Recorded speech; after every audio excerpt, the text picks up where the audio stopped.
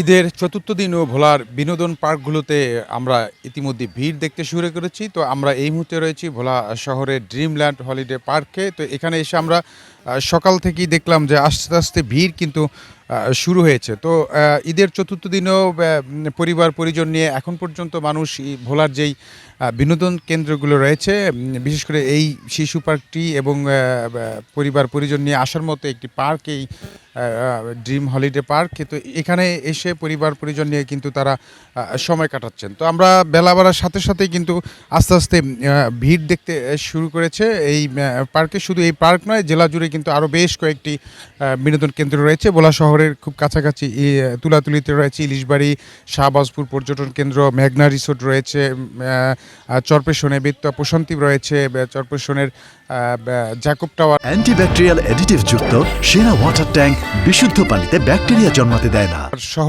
ভোলার কিন্তু গুরুত্বপূর্ণ অনেকগুলো বিনোদন কেন্দ্র রয়েছে, যেখানে মানুষের উপচে পড়া ভিড় কিন্তু আমরা বেশ কয়েকদিন ঈদের পর থেকেই কিন্তু আমরা দেখেছি। তো আমরা এই বিনোদন পার্কগুলোতে আসা দর্শনার্থীদের কথা বলেছি। তারা আমাদেরকে জানিয়েছেন যে আসলে এবার ভোলায় এত সুন্দর পরিবেশে যেই পার্কগুলো ইতিমধ্যেই চালু হয়েছে, তো এর আগে কিন্তু এই পার্কগুলোতে ভোলায় এরকম চালু হয়নি, যার জন্য ভোলার ভ্রমণ পিপাসু মানুষ কিন্তু ঈদের সময়টায় অনেকটাই ঘুরতে পারেননি এবং পরিবার পরিজন নিয়ে তারাও কোথাও বের হতে পারেননি। তো এবারই ভোলার এই ড্রিমল্যান্ড পার্কটি উদ্বোধন হয়েছে। তো এই পার্কটিতে আমরা দেখেছি বিকালের সময়টায় ব্যাপক উপচে পড়া ভিড় কিন্তু আমরা দেখতে পেয়েছি, যার ফলে এখন পর্যন্ত এই পার্কটিতে কিন্তু ব্যাপক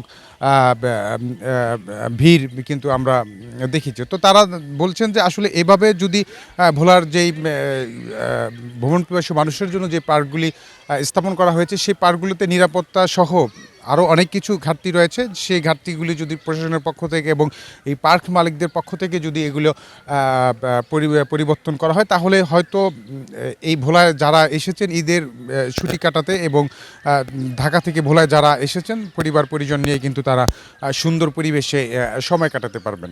তো আমরা পার্কের কর্তৃপক্ষের সাথে কথা বলেছি, তারা আমাদেরকে জানিয়েছেন যে এই পার্কটি এবারই প্রথম ভোলার ভ্রমণ পিপাসু মানুষ সহ এই জেলার মানুষের জন্য কিন্তু এই পার্কটি করা হয়েছে। তো শুধু অনেক পরিবেশ সুন্দর করেছেন এবং গোছালো অনেক কিছু তারা ইতিমধ্যে এই পার্কে স্থাপন করেছেন। তো তারা বলছেন যে আসলে আরও অনেক কিছু পার্কে তারা করবেন, অনেক এস্টিমেটও নিয়েছেন, বিশেষ করে একটি সুইমিং পুল সহ যেই এই পার্কে যেই বিষয়গুলি খুবই গুরুত্বপূর্ণ দরকার, সেটিও কিন্তু তারা স্থাপন করবেন, যাতে মানুষের মন কাটতে পারেন এবং এই পার্কটি জেলার ভিতরে একটি সুন্দর এবং পরিবেশের একটি পার্ক হিসাবে মানুষের কাছে জনপ্রিয়তা লাভ করবেন।